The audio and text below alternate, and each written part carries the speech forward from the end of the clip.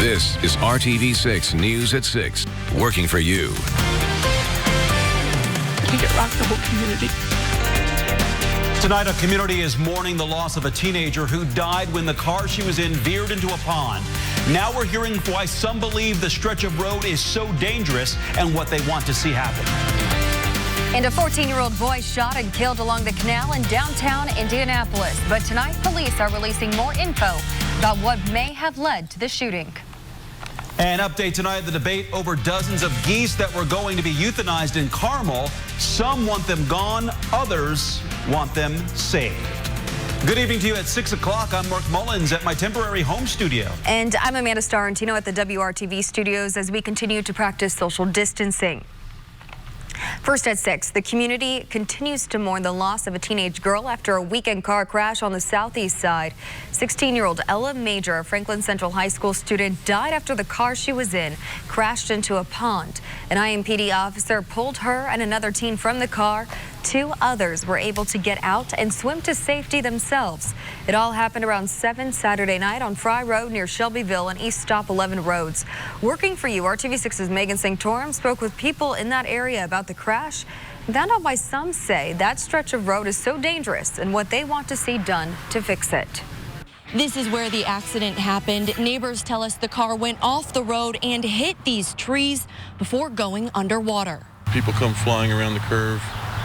It's kind of a blind spot where all the bushes are on the other side of the road. It's an ongoing issue on Fry Road. One neighbors say has resulted in crashes before, but never one like this. It's heartbreaking. I think it rocked the whole community. No one really believed it was real at first. We were all just like, oh my gosh, like, no, this can't be real. As the community remembers 16-year-old Ella Major with this memorial by the pond, they're also pushing for change. It's still unclear what caused this accident, but there's a petition online calling for guardrails to be installed at the curve. I think it's a good idea. I did sign the petition myself. This curve is always like a problem. Like, it should definitely, you need to go slow around it, and people should know that, but I think it was just an accident. They say guardrails would have prevented the car from going into the pond. Others say they think an increased police presence would help. Maybe have more law enforcement out here and there where people know that they're going to be clocked on their speed. There are changes this community hopes to see before another life is lost. I think they're just out on a Saturday trying to have fun, and just to have that happen is just tragic. Working for you, Megan Sanctorum, RTV6. And there were 4 teens in the car when that crash happened. All 4 were students at Franklin Central High School. The school issued this statement on Facebook. They say, quote, "Together we can work through this. Together we can honor Ella's memory and help our flashes that are still hospitalized." Now, the school is also encouraging students to use mental health and counseling resources that are available. A 14-year-old boy is dead after a shooting on the Canal Walk in downtown Indianapolis overnight. But tonight, IMPD is revealing new details about the investigation and what the teen may have been doing when he was shot. RTV6's Cornelius Hawker with what investigators are saying tonight. The teen who died during the shooting was Curtis Wright, and police say this all happened around 2 out here on the Canal Walk. And while the investigation is early on, this is what we know. They think that Curtis was trying to rob someone out here, but what he didn't know was that the person he was trying to rob had a gun. Police say that alleged shooter did stick around and is cooperating with them fully.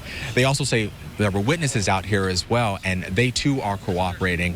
Now, I talked to someone who lives out here, and she says this isn't uncommon, and she's hopeful that police will step up patrols out here. When it's dark, we don't stay outside, which is unfortunate because the canal has some really pretty places, where you can be outside at night, but it's just not safe. And again, if you have any information that can help police paint a clearer, better picture of what happened out here, you're asked to come forward. Working for you, Cornelius Hawker, RTV6.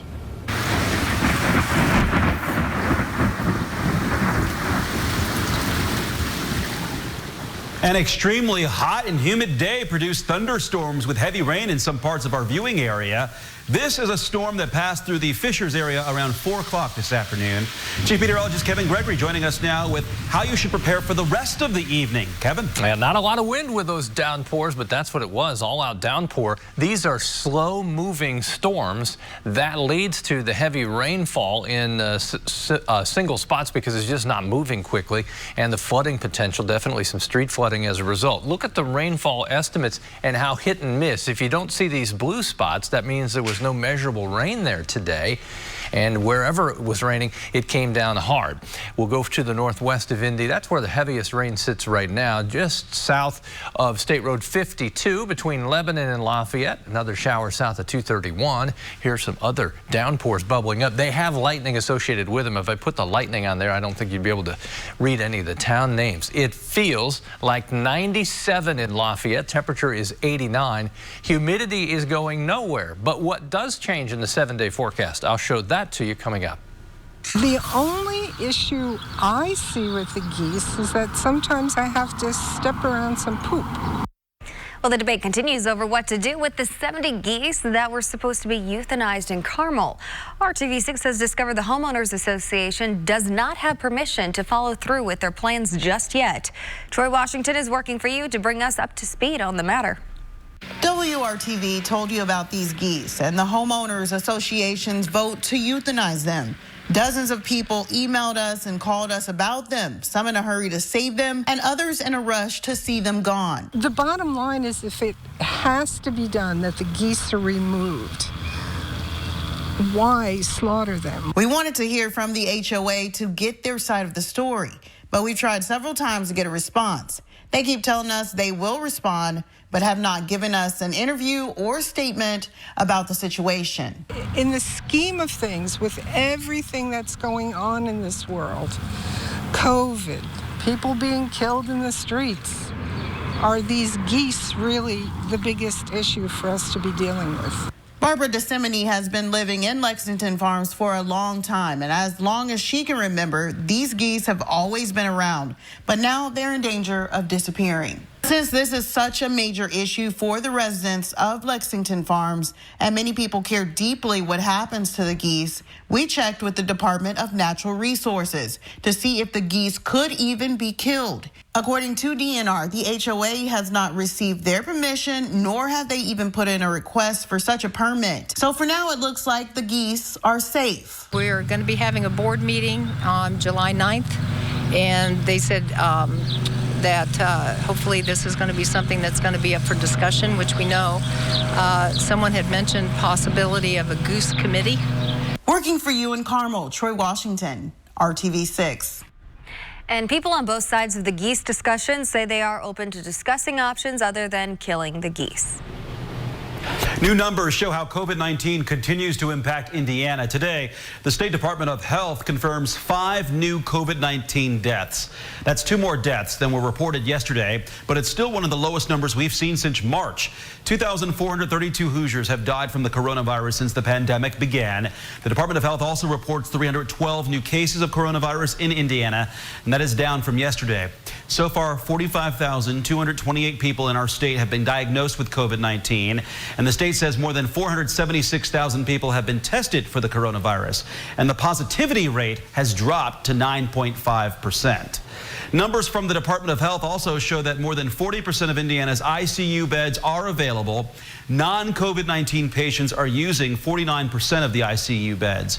COVID-19 patients are using a little more than 10% of those beds, and nearly 84% of the state's ventilators are available. New developments tonight. State regulators have rejected a request from the Indiana utility companies to charge customers for electricity they did not use during the COVID-19 pandemic and announced an extension of the state's moratorium on disconnections. The Indiana Utility Regulatory Commission voted unanimously today to deny the utility's request. In May, Duke Energy, Indianapolis Power and Light, and 8 other Indiana electric and gas companies petitioned the commission to recover revenue shortfalls. The IURC also ruled that disconnection suspensions across the state should be extended through August 14th.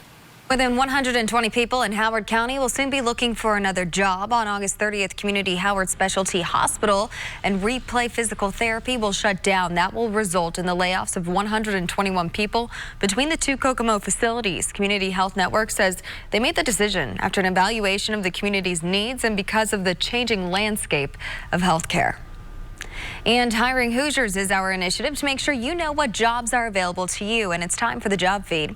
Monosol in Lebanon is a leader in water-soluble films used to make dissolvable laundry detergent packets, dishwasher tablets, and everyday products. They are hiring an engineer and production associates. And Hiring Hoosiers partner Spherion needs forklift operators for Neovia Whirlpool location near the airport. United States Army recruiters in the Indianapolis area will participate in the Army's first nationwide virtual hiring campaign. They have the goal of attracting 10,000 new soldiers over 3 days this week. The campaign will begin tomorrow and last through July 2nd, according to a news release from the U.S. Army. We've got those details on how to apply in this story at hiringhoosiers.com. And you can learn more about these jobs and find other career opportunities at the Hiring Hoosiers Facebook page and on our website, hiringhoosiers.com. You'll also find a link to the application process there. Learning to be more independent after graduating from high school or college is hard enough, but the pandemic is making that transition even harder. We speak to an expert, the tips that you need to know if you're a student or even a parent. And I'm Dave First. It's a historical first this week. An IndyCar, NASCAR doubleheader at IMS, but only on RTV6. Five-time series champ Scott Dixon with the regret coming up in the Sports Extra Spotlight. And I'll have your 4th of July weekend forecast in just a bit. Lake Schaefer, Monticello, Indiana Beach recently opened. Thunderstorms not too far from there. Also down southwest of Frankfurt. We'll go on a radar tour next. Ashley Home Store. This is home.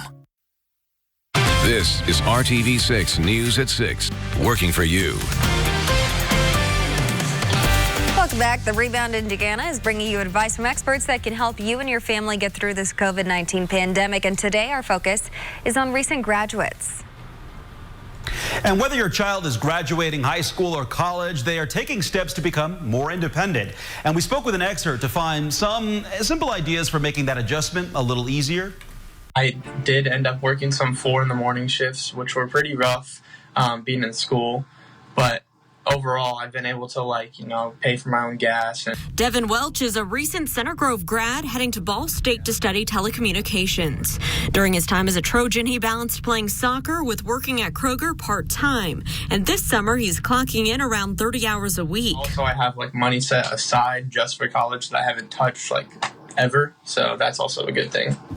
While leaving home will be a new experience, planning ahead and working in the real world is nothing new. Devin credits his dad for helping him plan financially for the future. Because he comes from owning a business himself, so he deals with that every single day. So I learned a lot from him. He's the one that pushed me to get a job. I got that job at 16 right away. So whether heading to college like Devin or taking your first job, applying for your first loans or any other milestones, Rebecca Grimolia, a financial expert for Top Cash Back, has these 5 easy tips to help you. With graduation happening, maybe you have received some cash gifts from friends and family, and you may be so excited thinking, oh my God, I have all this money now. What can I buy? Definitely take a step back and reconsider, can I save this? Can I use this for something else? And with an emergency fund, it's great to set aside money for something, unexpected that you may need money for down the road. If you have a full-time job or a part-time job, anything like that, you're going to want to use up to 50% of your after-tax income on any essentials such as housing and food. So maybe you are paying for your room and board, an off-campus apartment, something like that. 20% towards any debt repayments and savings, so maybe student loans, and up to 30% on any lifestyle choices, so anything that really doesn't fall into those categories. So,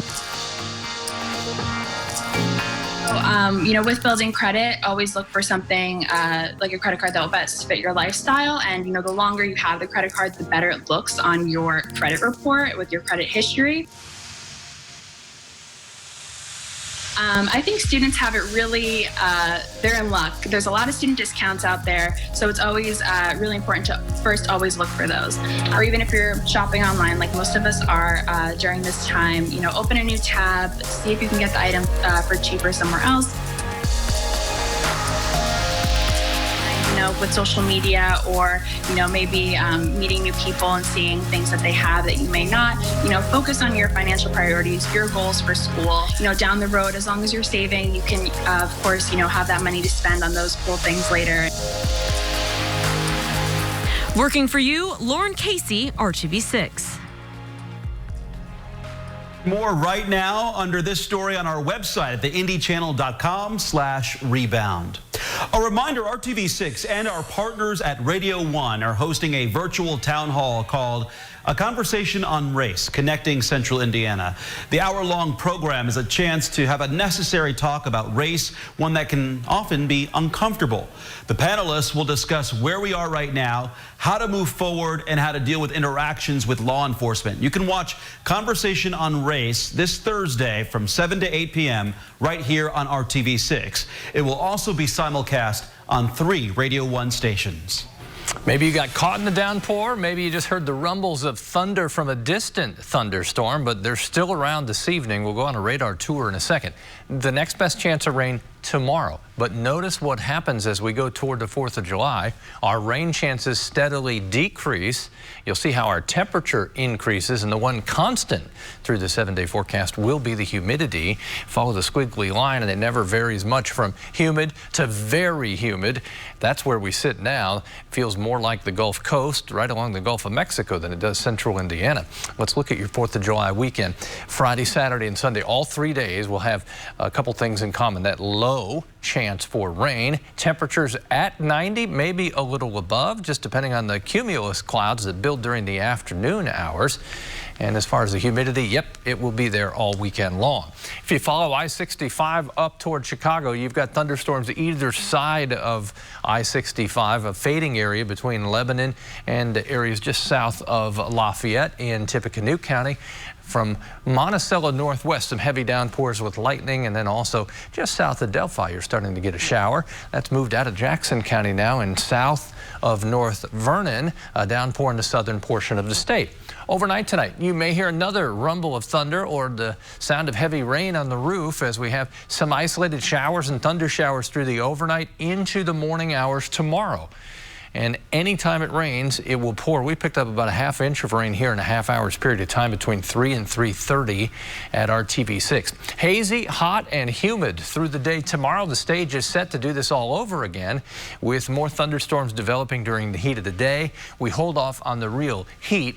85 is about typical for this time of year. Too many clouds, and the showers that develop 1 o'clock to 4 and 7. The thunderstorms become far more numerous. Wednesday high temperatures, rain chances a little lower, temperatures a little higher. Upper 80s in many locations, pushing 90 degrees. And as I show you in total, the 7-day planner, you look toward 4th of July weekend. Again, temperatures 90 or above for 4 straight days. Friday through Monday, relatively low rain chances, but it stays humid during that stretch. Amanda, Mark? Well, it'll be without fans, but the Indianapolis Motor Speedway is preparing for a first in IndyCar, NASCAR doubleheader this weekend. Yeah, and for IndyCar, it's their first of 5 races in a 15-day stretch, which also includes Road America and Iowa. Count Scott Dixon among those who are ready to get back on track. Only on RTV6, Dave First with the Sports Extra Spotlight. The smile is back, and after a lengthy layoff, so was the team. As the summer hits, IndyCar and points leader Scott Dixon are ready. So sitting out all this time, all of a sudden, boom, here we go, right? Hey, it's a good problem to have, man. That's I was so pumped to get back to Texas. It was just so nice to be back in a racing atmosphere. Obviously, everything is so different right now, even from the the travel to the protocols. And at Texas, things couldn't have been more dominant, leading 157 of the 200 laps. Scott Dixon will go across the start-finish line with a checkered flag. Scott's 47th win, and there to celebrate in a socially distanced victory lane, Team owner Chip Ganassi, who's as committed as ever after adding personnel to the team. Chip was, obviously times like this are very tough to take more people on in circumstances like this, but, he was willing to do that, and I think it's showing. Back in the Ganassi Racing Shop, the work never ends. Crewmen working in shifts to stay healthy off the track, while staying competitive on it. No better place to show that off than this weekend at Roger Penske's Indianapolis Motor Speedway as it hosts the first NASCAR IndyCar doubleheader announced in March, and where Chip's teams will be busy all weekend long. Man, I've been excited as soon as that was, announced. I think it's fantastic, and just kind of a bit, obviously a bit saddened, just the fact that I think it would have been fantastic for the fans. I hope it's something that is going to progress into more in the future, and I think obviously with Roger and his group, that's definitely going to be part of it. Ultimately, he can't wait, putting on the helmet, sliding into the car, and going full bore once again in this his 20th season. So many guys talk about the young guys that are coming into the series, but I mean, the old guys aren't done yet, right? No, not at all. I'm not old. Come on. Wait, I'm the other old guys. No, there's plenty of us that are kind of reaching a milestone here shortly. I've got my 40th coming up here in a few weeks. So we will definitely keep pushing. We'll definitely try and keep snatching these wins if we can here and there. I just feel very lucky and very privileged to be able to say that we're going racing this weekend. And that's a feeling that's timeless. Day first, RTV6 Sports. Apply online today. Welcome back. It's time for today's RTV6 photo of the day. Nancy Wheeler from Columbus, Indiana, sent us this gorgeous picture of her blue clematis flowers thriving in her backyard. So beautiful there. It's summer. Flowers are in bloom. Get outside and take in the beauty of the season. Just make sure you're social distancing while you're doing that. Send us your photo of the day. Just email it to news@WRTV.com. If we choose your picture, we will air it here on the News at 6. Again, that email is news@WRTV.com. And the flowers have been watered at least once over the last few days. Now, maybe sometimes that rain is too heavy at times for those flowers. Notice the rain diminishing in Boone and Clinton County. Some rain around Lafayette and then west of Monticello. Some more rain possible through the overnight hours. Thanks for making RTV6 your choice for news. We'll see you at 7.